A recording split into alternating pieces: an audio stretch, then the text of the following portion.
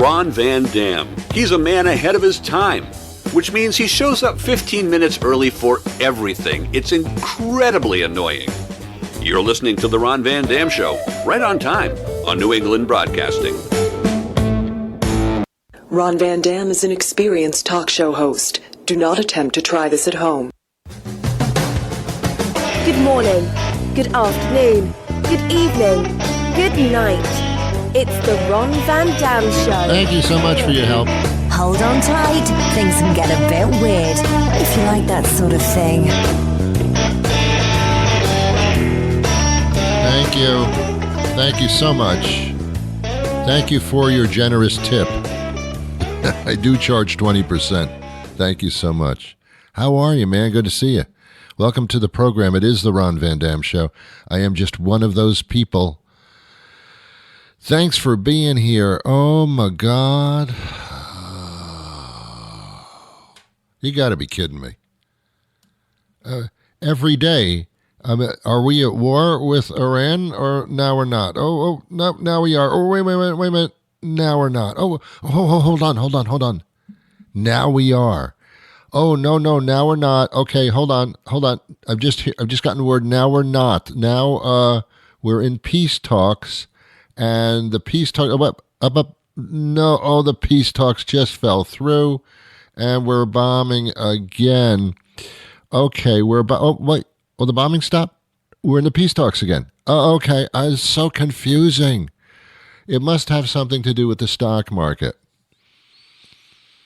I think the president actually says, okay, here's what we're going to do. We're going to start bombing again, and then let's invest.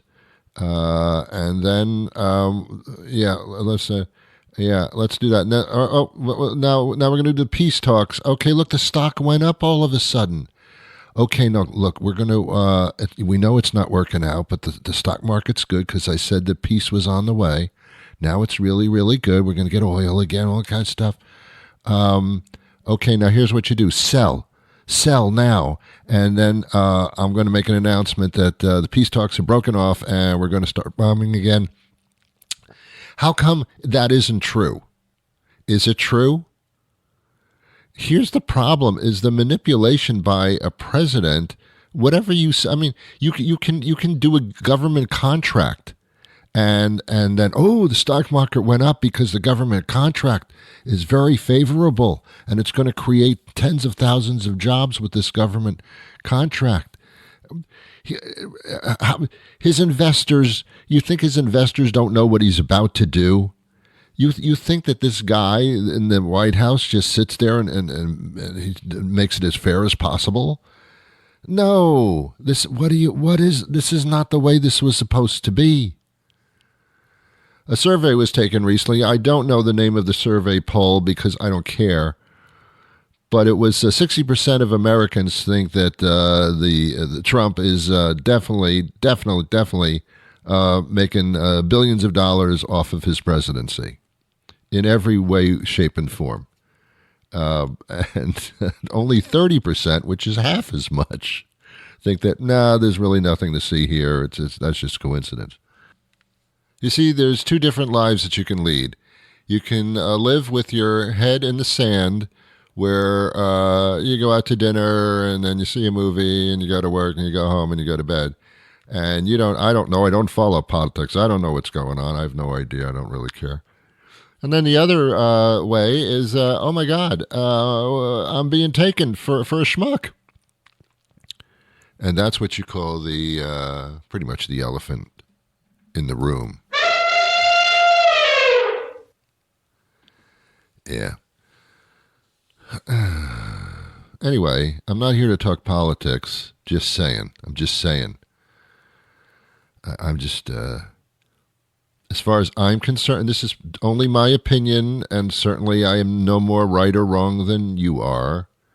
But my opinion is that this guy, Trump, is that his last name? It is my opinion that the president of this thing called the country, it is my opinion that he has the anti-Midas touch. He thinks he has the Midas touch where everything that he gets involved with, everything that he touches turns to gold. I think it turns to shit, which is the opposite, kind of. Everything he gets involved with tends to deteriorate quickly and turn into immediate crap. It's like a dog with diarrhea. You can't solidify this stuff. It just, everything he touches, everything he gets involved with turns into a complicated mess. Worse than it's ever been before. Spending money like it's an Atlantic City casino for him. See, Donald is used to declaring bankruptcy when things don't go well. This is not a company, babe. This is not a company, babe. You can't declare bankruptcy here. You can't just go spending money willy-nilly or Willie Nelson. I don't know the phrase. You can't just do that. You can't do things on your own because, in your words, quote unquote, everybody else is stupid. Only he knows what he's doing. Only you know what you don't know what you're doing. Excuse my opinion. I'm sorry. I'm not here to spout. I'm just saying nothing has been more in your face than this. And how many Americans can go walking around going, oh, I don't care. As long as I can have some spaghetti and meatballs, that's all I care about. Come on, man. Yeah, Midas Touch, opposite. So anyway, we're back to, as of the recording of this program, we are back to the peace talks fell through, and now we're back to bombing. So that's great, right? And wait, peace talk. Now we're in the peace talks again. So anyway, with the peace, just went back to bombing. Oh, okay, fine. Stock market manipulation, my friends. That's what I think this is. Anyway, hi. Good to see you. Thanks for being here. Ron, we tuned into your show to get some comedy, some sarcastic comments. What are you doing? What are you doing? I know, I'm sorry. I apologize for that. What's with this heat dome stuff? All of a sudden, there's a new weather phrase called the heat dome. This is not a UFC fight on the White House lawn. This is a temperature thing. Now there's a heat dome, which means it is a fictitious dome that covers many states at once with heat. Someone turned the heat on too hot. Someone screwed with the thermostat here. Now we know that it's the summer and it's supposed to be hot. I get it. I understand that. But having a heat wave every 5 days, which would be almost always, is absolutely absurd. Well, no, Ron, it's a heat dome. Oh, fine. What, am I living in an air fryer here? The hell's going on? I don't mind the summer when it's like 80 degrees, maybe 82. I start sweating at 82.5 degrees. And it's no longer comfortable. Give me a nice stiff breeze as well. That's always pleasant. But just to have these 90-degree days almost every day, this is a heat dome shit thing. And it's not supposed to be. I don't enjoy it. And many of my acquaintances, I was going to say friends, but that's stretching the definition of the word. Many of my acquaintances love the heat. Oh, I love the heat. Come on, man. Come on. What are you, the Wicked Witch of the West? What are you? Do I have the right compass destination there? What's that movie play? Wicked? Enough with the Wicked thing, okay? Enough. Popular, I get it. Really big, pulled in a lot of money in the movies. A long-running play. Disney stuff. I get it. I get it. Enough. That's the Wicked concept is like getting really close to that Baby Shark song. Enough. Wait, I'm just getting something in my ear here. It's not earwax. What are you saying? Oh, we're back in peace talks. Okay. Wow, that just came through as I was talking about something else. What? Excuse me? Getting something else in my ear here. What? Oh, back to bombing. The peace talks fell through. What, in about 20 seconds it fell through? Yeah, that's what happened. Oh, well, okay. Anyway. Too hot, man. It's too hot. It's too hot. I'm seeing people like just collapse in the streets. And in some countries, that's not funny. They do. Can you imagine living in a country where there's no air conditioning at all? Where you're only solace is the temperature going down to 85 at night instead of 102. I mean, this is awful stuff. Heat dome. This is a new one. Now it's a new one. Hey, watch out. We're forecasting a heat dome. What are you doing? What are you doing to me? What are you doing to me? By the way, what are you doing to me? Can I have some good news for a change? Can we actually, in our world of human beings, supposed human beings, can we accomplish something? Can we do something that is now really, really good? Can we do that? Is that possible to do? No, it's not.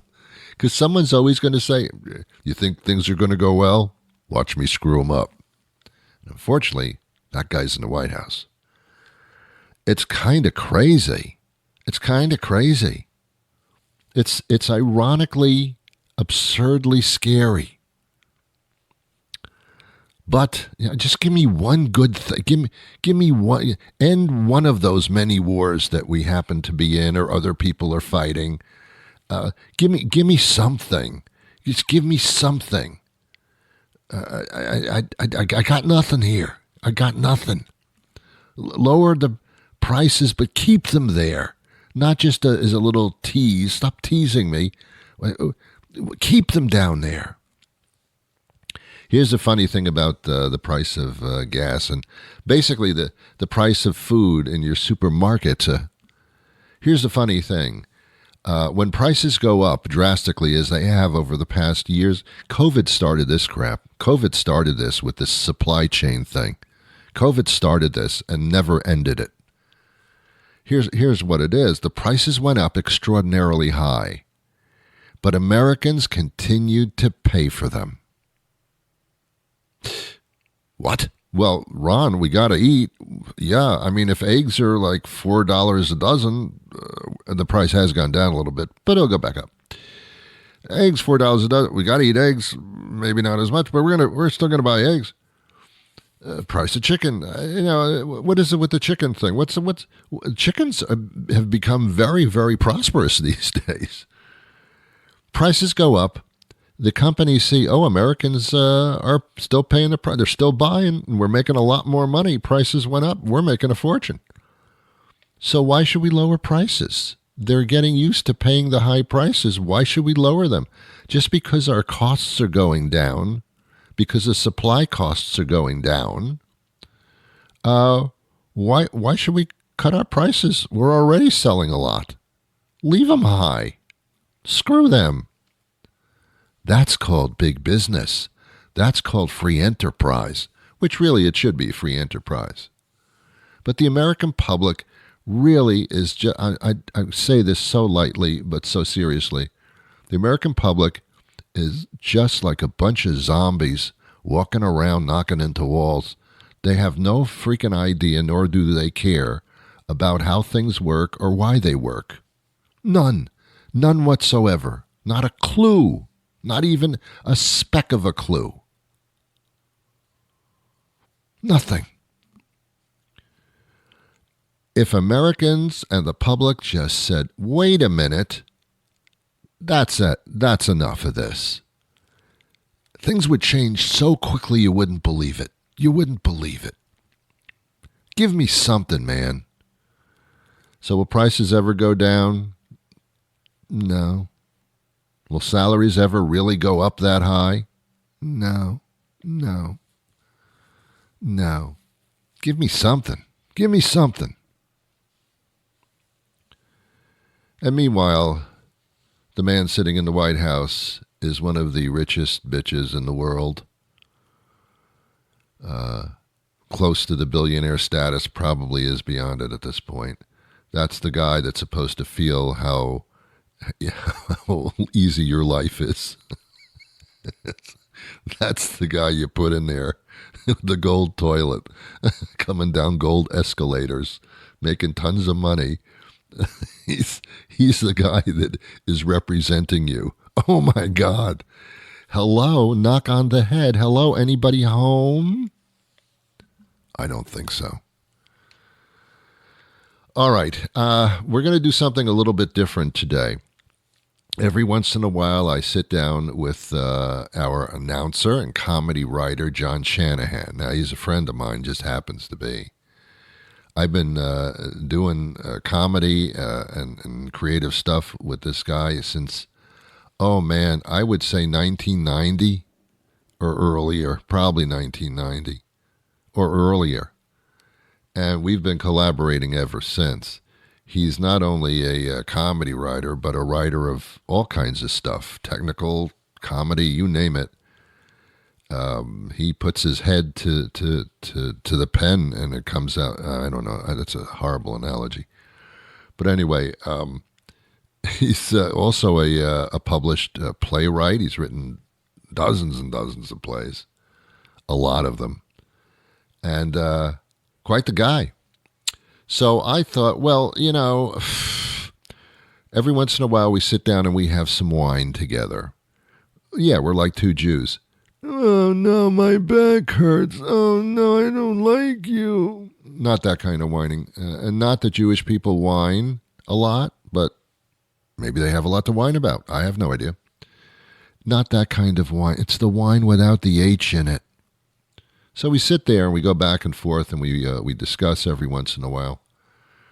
So I decided, I'm going to record this thing. So these are just little snippets of some of our conversations. It's almost like I was interviewing John so that I could get to know him better, and so would you. But I realized after listening to our conversations, not really. These are little snippets of how incredibly sick we both are. I interviewed John, and these are little parts of it. We do sit down with a bottle of wine, and as we sit and talk, the conversation gets a little more bizarre and a little more interesting. My question to John at first during our interview process was, I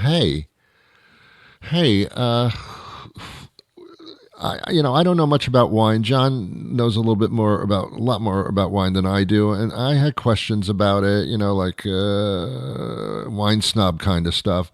When you pour wine into a wine glass and you swish it around, what does that do? Why are you swishing the wine around? I don't do that with drinking water or with milk. Why do you swish around wine in a wine glass? Why? And this is what he said. And now we're drinking with Mr. Shanahan, drinking on the phone, drinking with Mr. Shanahan, so he don't have to drink alone. Why do people swirl the wine in a glass? Why? Because it does, one of my favorite terms since I learned it, it volatilizes the esters. And you're not a connoisseur. No. But you knew that phrase. Well, here's the thing. Someone used it once and explained what it meant, and I just kind of retained that. You ran with it. Let me give you, I think we've had this conversation before, we're going to have it again. The way to make yourself sound like you know a lot about a wine is you learn to memorize 3 things about it. All right. That's it. Okay. Even if it's just like where it comes from, what grapes are in it, and it's really good if you can do something like say it's a Spanish wine that is, the vineyards are on the coast of Spain. Interesting. And so when you want to talk about wine, Yeah. and you just have three things that you remember, and it could be random as hell. Yeah. People will think you know wine. Okay. So a phrase like volatilize the esters, I can tell you what my first honeymoon, my first marriage, we went out to wine country, and which is great because you go to a winery, they give you some wine, you get back in your car, you drive to another winery, they give you some wine, you get back in your car, Right. So it's like encouraging you to drink and drive, which is nice. And I always remember, and I thought that this guy had the greatest job in the world. We were at the Gurgitch Hills Winery, and we went in for a tasting. He's like, "Would you like to try this? Would you like to try that?" I'm like, "Oh yeah, please, we'll have that." And he puts 2 glasses up, and then he takes a third one up, and he goes, "I hate to see people drink alone." And he poured himself one as well. And I thought, "You have the best job in the world." But when we were there, and someone was swirling the wine, and they said this volatilizes the esters. And which is what causes those scents to release. I see. So if you smell a wine before you swirl it, Yes. and then you smell it after, Yes. you will probably get 2 very different scent impressions. Interesting. Because what you've done is you've made all these esters, whatever those might be, kind of bump into each other. Yeah. And it's opened up other little chemical compounds. Right. And this is why sometimes when you smell a wine, you smell cherries, or you smell peach, or what have you. Yeah. That is the esters. It's really the weirdest wine that I ever smelled, it was a combination of Chenin Blanc and Viognier. Now again, that makes me sound like I know what I'm doing. You put the accent in it. Exactly. Yeah. But all I did was tell you the 2 grapes that are in this wine. And I remember, and I kind of gave it the little swirl like you do, and I smelled it. And the only thing that my brain would let me think that it was, the smell, was baseball card bubble gum. Yeah. Topps baseball card. Yes. Like when you open up that package and you go to get the gum, because yay, there's gum in there, that has a very distinct smell. And my brain, that was the only association it would make. The wine tasted nothing like bubblegum. Very good. But the smell of it was very distinctly that. Like 1972 Topps bubblegum when I'm hoping for a Reggie Smith card. Yeah. Interesting. Yeah, so that is why you swirl the wine, is you want to wake it up a little bit. And have you noticed that nobody names their child Esther anymore? Yes. If someone's name is Esther, they must be at least 80 years old. This is true. And when they get aggravated about it, it really volatilizes the esters. You like that? You see what I did there? I do. You brought it all the way around. You like that? Speaking of colonoscopies. Yes. Would you like one? No. I brought a hose. It's okay. It's a garden hose. Well, then you can steam clean my rugs afterwards. Is that a euphemism? Yes. Okay. And also physically, you would have the equipment to actually pull that off. There you go. No. Okay. Speaking of colonoscopies. You did not have a colonoscopy question written did. Down prior to this conversation. I did not. I did not. If a colonoscopy was performed upon you, yes, per se, what would be the oddest thing that they would find in there? Oh. And it can be an object, or it doesn't have to be a part of the body. It would probably be, and I say this in all honesty, Jimmy Hoffa. So that's where he is. Interesting, man. It hasn't been comfortable. Wow. But I've kept it to myself. Wow. Yes. Full body or chopped up? No. It's the whole thing. It's just wow. Yeah. Okay. Wow. It was a favor to the mafia. Jeez. Talk about constipation. It hasn't been easy. It's interesting. I recently got some Chinese food at a place that we've gone to for since we moved to our where we live now, to the point where when I call up, they don't answer with like the name of the place or anything. They just go, "Hi, how are you?" Yeah. And like they ask me how my daughter's doing when I come in. But the last time that I went there, something was off. Uh-oh. I got the worst. Like little case of food poisoning or something that I was just a nuclear weapon for the next day and a half, like laid me low, and I have not been able to go back there since. And I'm a little iffy around Chinese food in general. I'm so sorry. However, I'm going to be very careful how I say this. Food poisoning is a horrible thing. It can cause, depending on your health, can be a horrible, horrible experience. However, if you really want to lose weight quickly, I'm telling you, holy cow! My God, it's fantastic. And talk about a colonoscopy, which we do. Yep. Done. I'll tell you, Done. that night I was taking other people's shits. That's how bad it was. I actually called my doctor the next day and said, "I'm ready." Quick, get up there. Quick, come on. It'll never be this clean again. Quick. It's like you've taken Viagra. Quick, get me a woman. And now we're drinking with Mr. Shanahan, drinking on the phone, drinking with Mr. Shanahan, so he don't have to drink alone again. Okay, I know. Look, don't even say it. I know what you're going to say. Okay? So we'll delve into what I call the Shanahan Chronicles a little bit later. Yeah. Check out his plays, by the way. They're very, very different and fascinating. I think you'll love it. Well, let me get this in if I can, in case anyone is interested, by the way. They can find my work at playsbyshanahan.com. Okay. I'm just about out of time for today. I'm going to be back again tomorrow with what I would call a regular program. Are you going to the beach, by the way? Well, some people like to go to the beach. They love to go to the beach. Oh, the beach. All you have to do is say the word. Did you say beach? Yes. The beach. It's where the water meets the land.